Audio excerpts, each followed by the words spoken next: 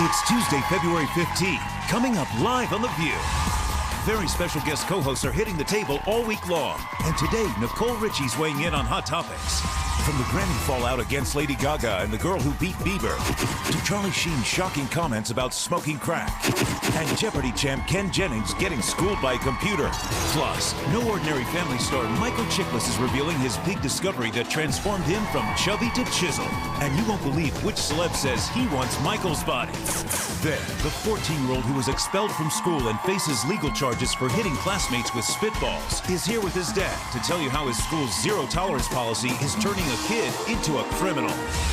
And first, the doctors answered your questions, then the lawyers. And today, our series V-Mail Ask the Experts continues, when our Emmy-winning hair, makeup, and wardrobe team take on all the beauty and style questions you sent us. All that, hot topics, and more, coming up live on The View.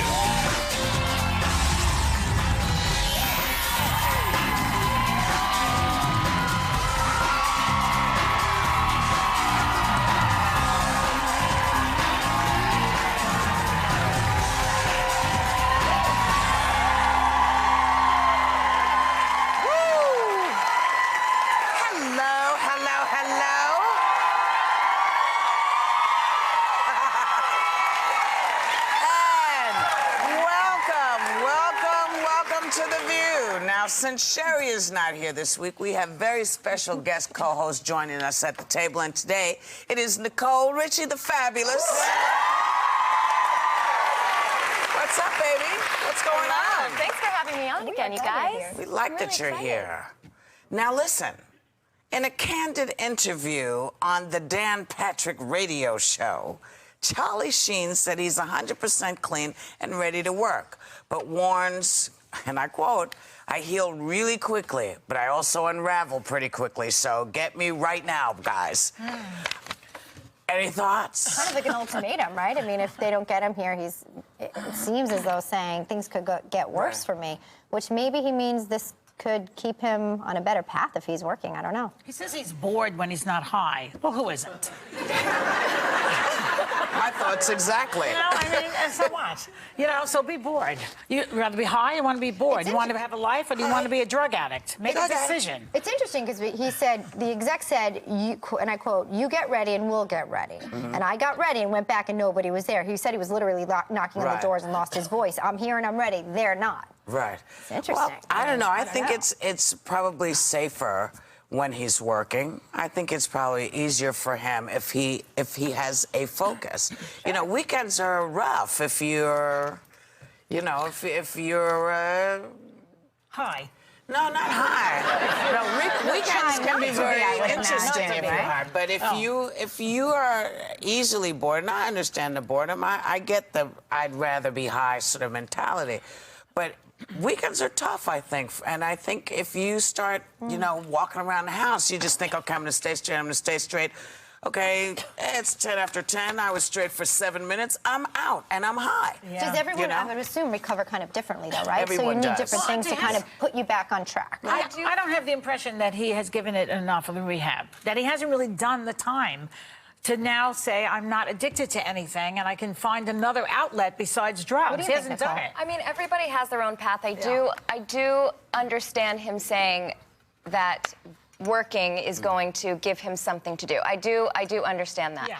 I don't think that he should make it somebody else's responsibility to keep him sober. I think that that message was a little bit like, well, you guys better give me something to do. I think it's up to him. I think if he wants it to last for a long time, it's up to him to create things to do. If he has to go get coffee 50 million times a day, that's what he needs to do. That's what he needs to do. I don't think that it should be someone else's responsibility. I think that he's an adult and he has to take responsibility for his actions. And I think this is going to be ongoing because he then added that he's been sober in the past and was bored again out of his mind, and confirmed that he told the UCLA basketball team to stay off crack unless they can handle it socially. Oh, yeah. Kind of a weird parentheses. Well, that I know nothing about. I don't know how you are socially capable on crack. I just don't know. But, you know, I don't know anything about crack either because that came way post me. Yeah. So I'm glad it wasn't there because, you know, I would have tried to, oh, what's this? Okay. And zoop, there's Whoopi's gone again. Now, you know, there's been a lot of fallout from the Grammy Awards Sunday night after Justin Bieber lost Best New Artist to Esperanza Spalding. Legions of outraged Bieber fans vandalized her Wikipedia page, posting false information, insults, even death threats. You know, I would rather be followed by the Taliban than these be-betweens. These girls, they are crazy.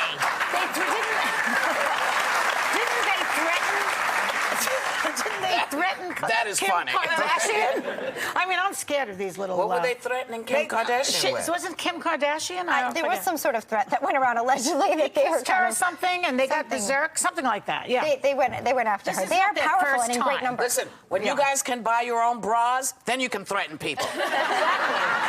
Listen, how about this? Lady Gaga performed her anti-discrimination anthem, Born This Way, at the Grammys, but some gay and Latino groups want the song pulled from the radio, calling it an insult against minorities that uses racist language and will hurt the gay rights movement. What language were they speaking about in particular? I don't know. You know, I read it and then I'm done. Then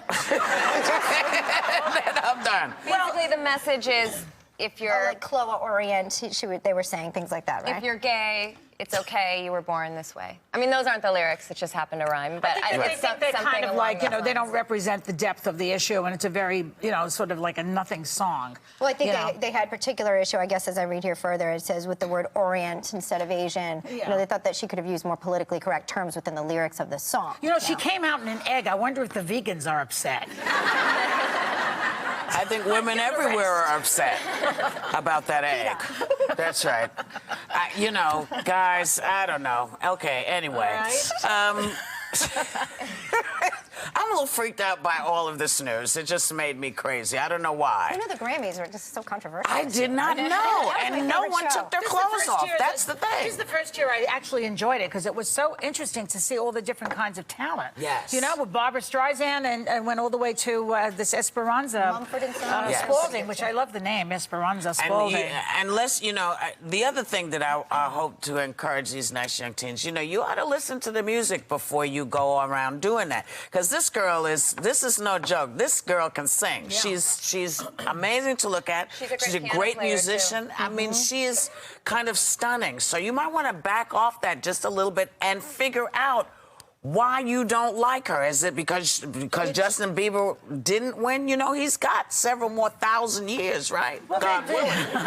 They're both young. They're both young talents. And actually, I wouldn't be surprised if we, you know, saw them together performing. I mean, I actually think a good collaboration could be underway for the two of them. It's okay. There's room for more than one artist. Right. It's totally okay. Yeah. We don't need to start hating on other people. Yeah. It's all good. But then when it comes to Justin Bieber, all bets are off. They love him so much. Yeah, well, that's not love. That's not love. See, love is not hurting other people because your particular group didn't get and I'm sure or person that he didn't doesn't get support it. that either. I know he doesn't. You know what? I don't know, but I believe he doesn't. Yeah. So we're going to go and come back, and you know why? Because we must, and we have more Hot Topics. Okay.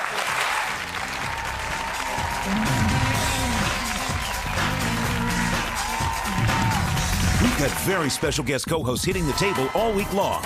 Modern Family's Sarah Hyland, Private Practice star Katie Strickland, and Denise Richards is co-hosting The View's annual Mutt Show.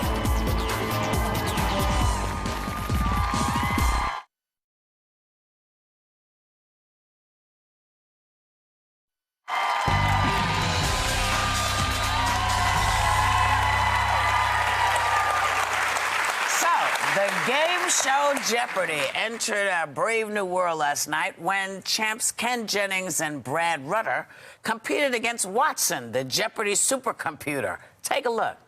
Go again. Beatles people for 200. And anytime you feel the pain, hey, this guy, refrain. Don't carry the world upon your shoulders. Watson. Who is Jude? Yes. Olympic oddities for 200. Milorad Kavic almost upset this man's perfect 2008 Olympics, losing to him by 1/100th of a second. Watson. Who is Michael Phelps? Yes, go. Yeah, right. It's very strange. It's like playing slots without money. It was boring, okay, Alex? Get rid of this. I hated it last night. It's also embarrassing because the computer keeps winning. What? Well, they tied. I thought that the computer got a couple of wrong answers yesterday. He did. He said he repeated a wrong answer by Jennings, and Alex Trebek said, no, that's what Jennings just said. That was wrong. He's reprimanding the machine now. It's pathetic. But someone's putting the information into the computer. The computer's not born with a brain, so there is a person behind the computer. So it's weird to just watch. Well, it's the computer doesn't know American history necessarily, you know, so it has to get the information and spit it out somehow. I don't really get it. R2D2 or 3CPO or something Congress, better. But it doesn't know a lot. Well, what's wrong with the great all-American person? This isn't. I feel, you know, it was great representation for all the, you know, mechanical people out there. Whoever they who are. watch Jeopardy, but I mean, I like other human beings. They come in different colors, and you know they have different expressions. He kind of looked like he had a lot of bow ties. Plus, there's a strategy with Jeopardy. I actually won Rock and Roll Jeopardy a couple years back with the buzzer, and you have to time it up just right with that hand buzzer. So he doesn't have a hand. What did he do? He has the buzzer, the same as the real people. But who's buzzing? Well, the computer has to buzz in exactly on time, the way the others do. Where's the hand? It's all about the thumb. Well, whatever. Yeah, but is it plugged in? What happens if somebody trips and unplugs it? I don't know. You know, poor little Watson, dumb as dirt. I think it just ruins the show. It just kind of freaked me out. To 1984, you know, the space people are coming. Right. You know, there's an upcoming book that claims that while 33 Chilean miners were trapped underground, friends and families sent care packages containing weed and pornography. And actually, it was blow-up dolls. And the miners were even offered, you know, sex blow-up dolls and said, you better send 33 of them down or don't send any. Right, they only had 10, I think, and they didn't feel that they could share the blow-up doll. Yeah, who wants to share their blow-up doll? But it just shows you men's priorities. You know, they're down in the mine, they want sex and pot. I would want my iPad and 2 trays of lasagna. Everybody has their priorities, you know? What would you want? What would you want if you were trapped in a hole in the ground? I figured they could have whatever they want when they were down there. I'm glad that they sent some things they could enjoy and that they got out and they were happy. When I read that, I was like, that sounds fun. Good it's for them. wonder they even came out. You know what I mean? It's like, hey, we're fine, okay? Leave us here. But you see, we're fine. If they had the dolls, they may not have come out. It might have taken them a couple of days longer to come out if they had the dolls. They'd be having weddings down there. there. A little weed is, you know, it's like, hey, we're kind of hungry. We're coming up. You know, let's not forget. And you know what's going to happen now? We're going to go again because we have to come back. And when we come back, we're bringing back the fabulous Michael Chiklis. Michael Chiklis.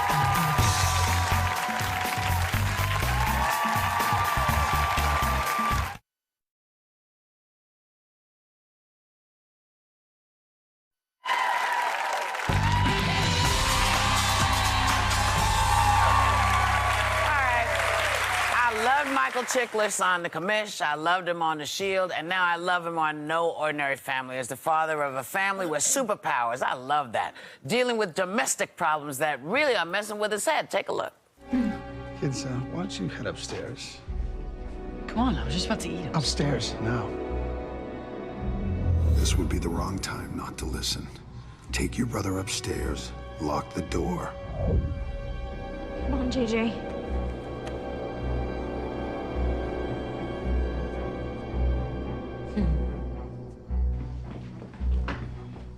So I'm guessing that wasn't George on the phone. No. That was my wife. The one I actually married. Please welcome the fabulous Michael Chiklis.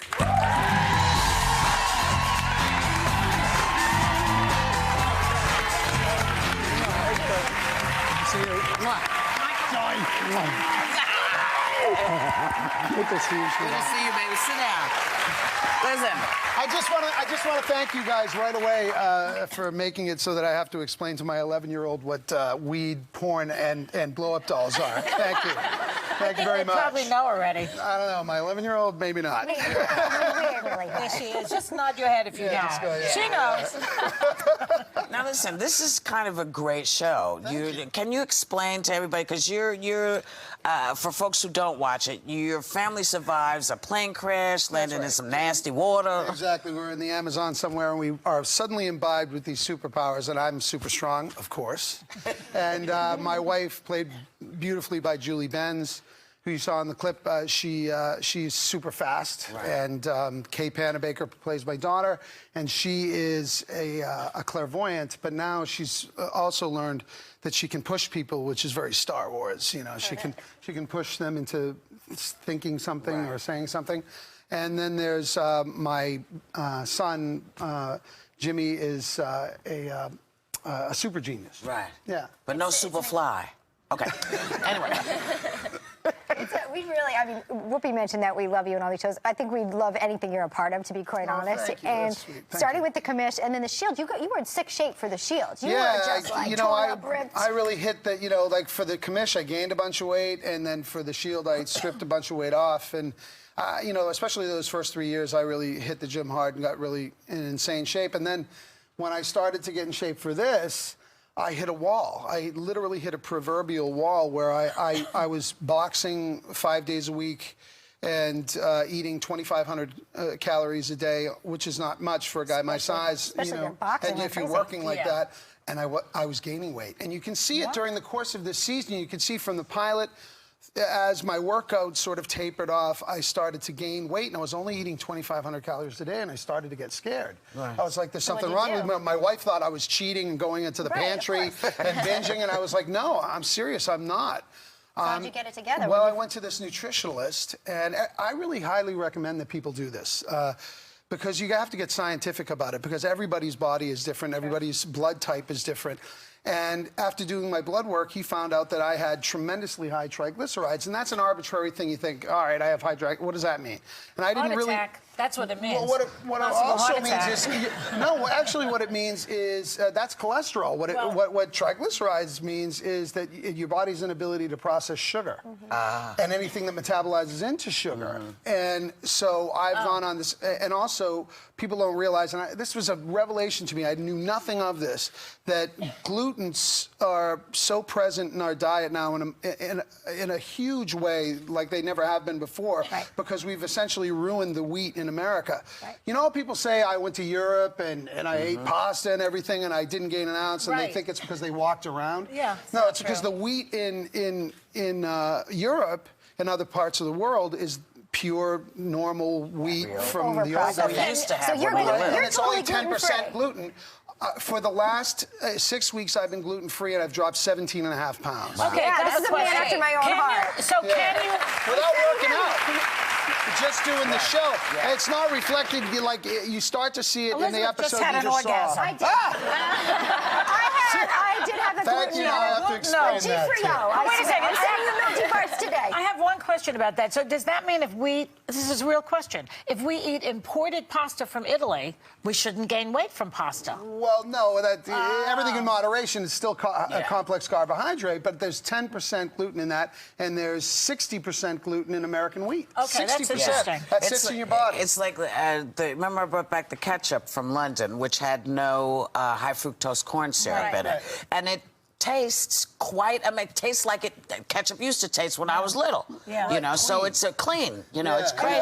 Wine doesn't have nitrates. Exactly. All these things that preserve. So stay away from things that are in your pantry, because there's a reason they can stay in your pantry for months. There's so many options right now. You can get gluten-free bread, gluten-free pasta. You can get it all. It's very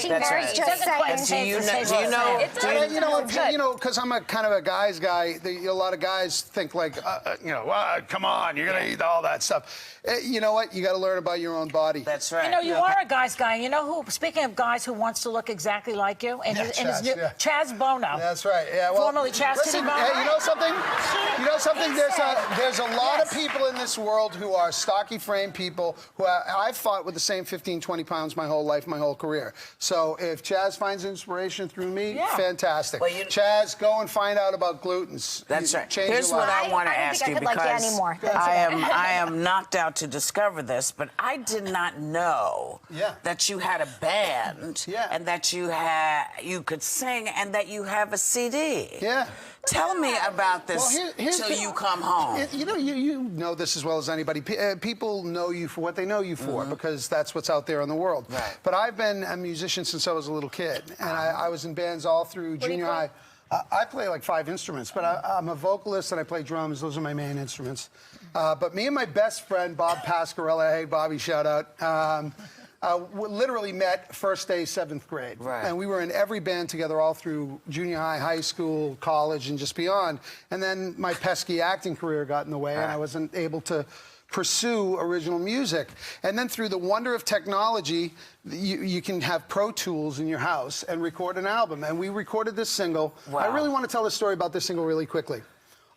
You running out of time? Okay, here you go. I'm out. My aunt called me when I was writing the lyrics for this, and she said she was very bummed out because my cousin Jared was still in Afghanistan, couldn't come home this Christmas. So I wrote it for all the servicemen and women who can't get home to their loved ones. Nice. And it's a coming home story it's called Till I Come Home, and it's on iTunes. So that's my plug. Nice. Okay. All right. Got it in. So, he sings, he dances, he's really strong. Our thanks to Michael Chiklis.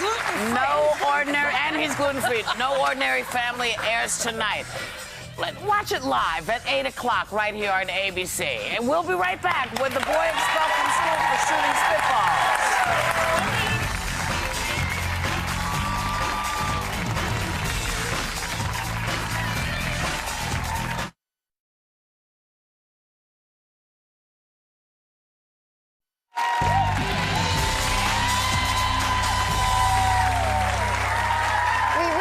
Interviewed a boy who was a victim of bullying and talked about how it's a problem some people don't do enough about. But a Virginia school seems like it's going a little far in the other direction. 14-year-old freshman honor student Andrew Michael Jr. was suspended for the rest of the year and faces possible criminal charges for shooting spitballs at his classmates. Andrew joins us now with his dad, Andrew Michael Sr. Thanks for being here. We're really interested in this story. Seems to be a lot of zero-tolerance policy issues coming up. Andrew, can you explain to us, take us back to that day that you got in trouble. What exactly happened? Well, I was getting ready for school, and I was kind of bored, like 45 minutes till the bus came. So, I was bored and wanted something to do. So, I was rummaging through my room, and I found these little plastic balls. Like, it'd be kind of cool if I were to shoot it out of something. So I took apart a pen and just put it right in and blew it. And, it worked okay, so I took it to school. This is the picture. We have it here. So it's a plastic, what is it, case of a pen? Yeah, that's And then these plastic balls right here. How old are you? So they're not spitballs the way we would think spitballs, which is paper usually. These were plastic. Okay. And you're how old? 14. 14. Okay, and did you get this idea yourself? Did someone give you the idea? I just got it myself, just looking through my room. Kind of bored. Okay, and so we see the picture here, not the typical spitball here. Have you been in trouble before in school? Did you have some sort of multiple visits to the principal's office, or was this kind of your first offense there? First time. First time. Never in trouble before. Nope. And so you shot these out of a plastic pen. You took the pen, so then you ended up taking this to school, and what happened there? Well, some friends kind of like, hey, it'd be cool if you shot at some people. So, I was kind of stupid, but, I kind of listened to them. And, the guidance counselor came out, she caught me doing it. She took me into the principal's office, and she had me write out exactly what happened on a piece of paper. She had me sign it, and then she brought the deputy in to collect the evidence and such. The deputy? Like a police department? officer? Yeah, he was at the school. He just happened to be there? He was at the school just doing his job. So your principal had you document something and sign it without an adult there with you. Okay. Did someone get hurt? Is that why the police were called? No, one got there hurt. were no injuries. No Were you targeting anyone in particular, or just throwing just all random? some people in the hallway. That particular group. One of them was actually a friend of his, ma'am. So it was just you were having fun that backfired. I want to ask your dad, Andrew Sr., how did you find out this happened? Well, ma'am, I got a call at work early afternoon, and they said you need to come pick up your son, that he's being suspended. We're recommending expulsion, and we're pressing criminal charges on him. So, of course, I zip right to the school, and they showed me the pen, and they showed me the plastic spitballs, and I think I was in shock because I don't remember exactly how I felt other than my initial response was he did something wrong, and I had him admit he confessed it right off the bat that he did something wrong. Sure. And he deserved just punishment for what he did. But I took him home, and I mean, he wrote apology letters that weekend and had them delivered with his sister that attends the same school on Monday. We offered to make restitution to the parents. We asked the school to pass on our information. I don't believe that happened, but I can't confirm that.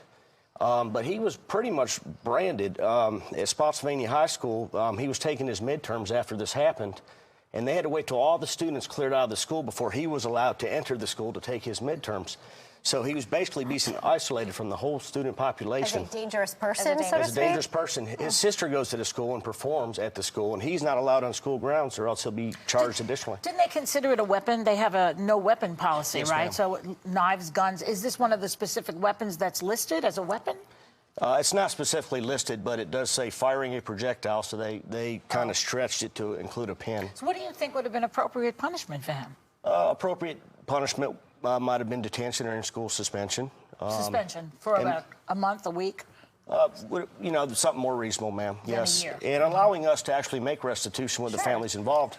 And I even told my son that, you know, if we have to, you'll go over and rake their yards or do what you have to do to make this up to them. I have to ask you, did you actually spit the spitball at somebody? Mm-hmm. Did they cry out, start bleeding, crying? I'm sort of in shock because I don't. Is the spitball like? Did it make a hole in somebody's arm? No, but it could have. It's based on what could have happened. Well, I don't know if it could have actually made a hole in somebody, but it could have poked somebody's eye. It could have hit somebody in the eye, No, right? I want to just give everyone a little background to your former naval officer, correct? Marine officer, yes, Marine officer, and single dad of 3. Yes, ma'am. And I think it's great that you actually had him go forth and offer restitution. We did contact the school for a statement, and they said they, quote, can't comment on student disciplinary matters, but contend some of the reported details are inaccurate, but they would not say which of those were. I also want to mention that Andrew is being represented by John Whitehead, a constitutional lawyer from the Rutherford Institute, who joins us now. Mr. Whitehead, Andrew was suspended because the school has this zero-tolerance disciplinary policy. Can you tell us what exactly that means and how could it stretch so far to include a spitball? Well, we're seeing these cases across the country. This has been for the entire year. We've handled hundreds of these cases, and they get more extreme. But here he's actually been put in a 6-month, what they call diversion program, deferred prosecution. If he takes substance abuse training and anger management, we don't know where the substance abuse came from. He keeps his nose clean, suppose no criminal charges, but I've handled cases where kids have threatened to shoot kids across, a 4th grader, a girl across the room with a wet spit wad. He was suspended from school. They turned it over to the police. That night, the police arrived at the parents' house, woke the parents up, and said, we're here to investigate the shooting incident. The shooting incident. So we're seeing this across the country. Let me ask you something. But one thing the schools are not doing, they're not taking into account the long-term effects on someone like Andrew Michael, who now cannot go to Annapolis. He can't be part of junior ROTC. He's an honor student. Or his intention, correct? His intention. They're excluding intention from the whole equation. The school puts these things in place because they're trying to protect students. Sure. What should the school do? Well, what the schools need to do is they need to classify what real weapons are. I read the weapons policy. It's crossbows, rifles, those kind of things. It's not someone But shooting like I said, a hollow he could have ball. poked somebody's eye out with a spitball that's made of plastic. Well, we actually had a case. Another case we had where this was alleged. We had a case where 4 boys, kindergartners, on the playground were going bang bang with their fingers, and they were suspended. That was one of the charges. These were kindergartners; they could poke someone's eye out. But we want to cover real weapons and real drugs. We had a case where a kid was thrown out for a drug violation because he gargled scope after lunch. So these are the kind of cases we're seeing. Before we go, if you are cleared of all things and you can actually go back to school, are you comfortable going back to this school? You've been homeschooling for the past 2 months. I probably wouldn't go back if I was able to. Not to that school. Not to that school. Is your sister still there? Yes, We want to thank you first for coming here and also wish you luck and hopefully that the proper justice does take place. Thank you, yes, ma'am. Andrew Senior as well. Thanks, Andrew. When we come back, V-Mail Ask the Experts continues. When the View Crew's hair, makeup, and wardrobe stylists answer your questions. It's really...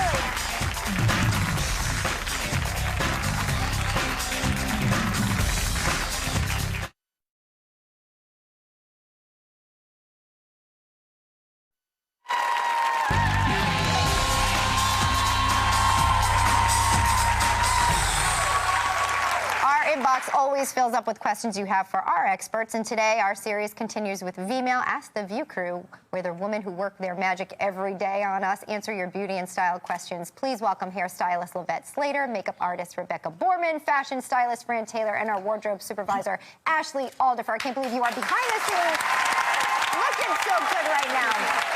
Okay, so you guys have a couple Emmys under your belt, so let's start. Lavette, since you get our hair looking fabulous every day, here's a question for you. My question is, I recently burned my hair with my hairdryer, and I was wondering what is the best product to use so that I could protect it and repair it so that that doesn't happen again. Lavette, what should she do?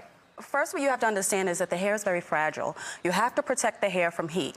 The first thing that I would do if the hair is breaking is use Emergency by Nexus. This will stop the breakage immediately. And it's a protein conditioner. So you use it once every 2 weeks, and you will see a dramatic difference in your hair. Okay, great. Then the Chi 44 Iron Guard. This protects your hair from heat.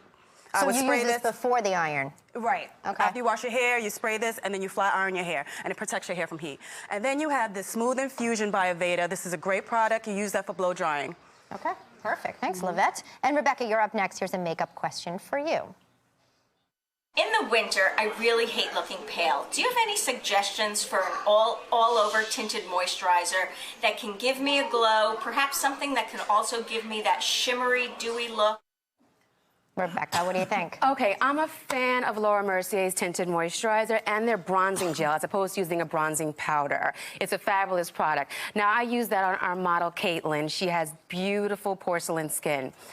I just use it very softly with a sponge all over the face, and it leaves a nice dewy finish, and it evens out the skin. It has a great SPF of a 20, so it also protects. Then I use the bronzer with a brush, bronzing gel all over the face, accenting it around the cheek area and around the forehead area, and it has a really soft sparkle to give that glow. Okay, that's our assistant, by the way. Yes. Caitlin. Caitlin, you're so gorgeous. Yes. Love it. Okay, and so it kind of makes you look, you use it where you naturally get the sun. Love that. We love to look dewy. We do. Dewy. Franny, here's a style question for you from a few teen trendsetters. This is a question for the wardrobe stylist at The View. Last year, the hottest accessories had floral prints, sequins, and animal prints. What's the new hottest accessory this spring? Thank you. I love them. Yeah, so cute. They Just look Justin Bieber, by the way. We have these exotic prints in these vibrant colors, these scarves from Theodore and Callum. You can wear them all over, a headscarf, dresses, belts, over a hand with a handbag. All at once like that? You can wear scarves together. You could go to their website and they'll show you all different ways to wear the scarves. And these are at Bloomingdale's and stores all over the country. So this is just to show all the scarves. Bold prints. Yes. Okay. Yes. Great. The second one is flap over handbags, and these you can get at Saks Fifth Avenue. Again, bold colors for the spring and flaps. The scarf around the bag. Yeah, they're great. They're like a 70s inspired handbag. That's nice. Yeah. Love it. Easy to carry, too, and they kind of fit a bunch of stuff in And it, the too. third is these big, bold jewelry necklaces, like the ones that you're wearing also. The first two are from Jennifer Miller, and yours are also. I love them. They make a big, bold statement. Wear them with a T-shirt, show them off, or dress them up at night. And the ones in the back, they're all great. They just change any outfit. It does kind of feel good. I mean, I've got a cable knit sweater on, and it feels kind of fancy today, all right? of a sudden, it changed your outfit. You look like, you know, you're ready to go out on town. I had a diaphragm that looked like this once.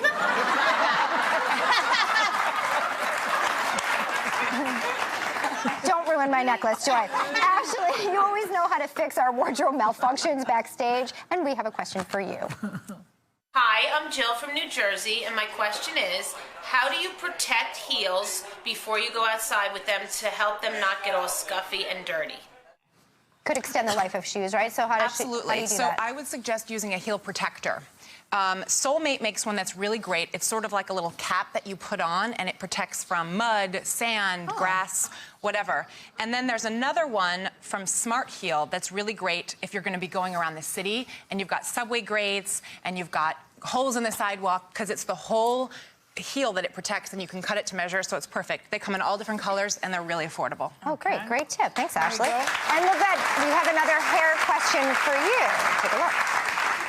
I'm Allison from California, and I've been noticing this huge trend with celebrities and their side braids. I'd love if you could show me how to do one. Side braid it up, Lavette. Okay, well, it's really easy. What I would say is as you can see right there, it's really effortless. It's easy. I wouldn't say do a tight braid. You want to do a loose braid. You take 3 sections, and you're grabbing hair as you go. And as you can see, you know, it's... Levette, can't you just buy a braid and put it in your hair? Yeah. It's basically that French braid, right, that we kind of all used to wear. So that's that. You can insert it with pins. Do you only do it on one side? Oh, no, you can do both sides. So you can do a variation, one going all the way across. Great. Okay, Rebecca, thanks, Levette. Rebecca, we have another makeup question for you. Take a look. Hi, my name is Michelle from Virginia, and my question is for the makeup artist. Like many working moms, I apply my makeup at 6 in the morning. By the end of the day, it doesn't look so good. So can you recommend a product that I can use during the day to make my makeup look fresh all day long? Thanks.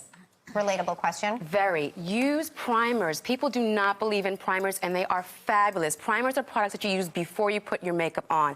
MAC has a great line of primers for the eyes, for the lips, and for the whole entire face. And it'll stop your eyeshadow and your makeup from creasing and caking. It has mattening agents to absorb the oil throughout the day, and it has silicone in it to smooth out the skin. It really works beautifully. Everyone should be using one. Okay, well said. Fran, we have another fashion question for you.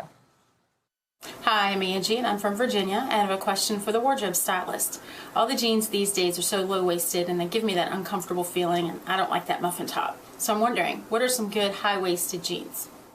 All right. Okay, I'm going to show you a before and after of Keisha, who you'll see has a muffin top over here. And what we did is we used the Spanx Cognito, which are what I'm holding up, and they go all the way up to your bra. And you strap this around your bra so they stay up, so they don't roll down, so your flab doesn't stick over. And as you can see in the before and after, there's a big difference between the muffin top and not. The connection is big. Beyonce's mom said that that's what you need to do. You need to have no space between them. She wore 2 of them at a time. So is that comfortable though? It seems very uncomfortable. Who cares? It looks good. Exactly. The second one is a high-waisted big jeans. There's a J brand, and you can see the difference here. They're high-waisted, so that is really covering up the muffin top. And this is like an 80s cut, because back in the 80s, we didn't wear those. Right. They actually look great too. Hey, Ashley, we have one last wardrobe question for you.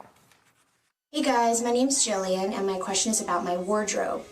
I have great dark blue jeans and black jeans, but they keep fading in the wash. What can I do to prevent that? Okay. So really easy. Turn your jeans inside out, put them in cold water wash, use a detergent specifically for cold water. You can add a cup of white vinegar. It'll help to seal in the color. Don't put them in the dryer. The dryer heat will weaken the fibers, and don't send them to the cleaners. The chemicals are really bad too. Thanks. We thank you every day. We can't thank you enough today, though. Our thanks to the fabulous View crew. You know why we love them. If you have questions for our experts, just log on to our website, and we'll be right back.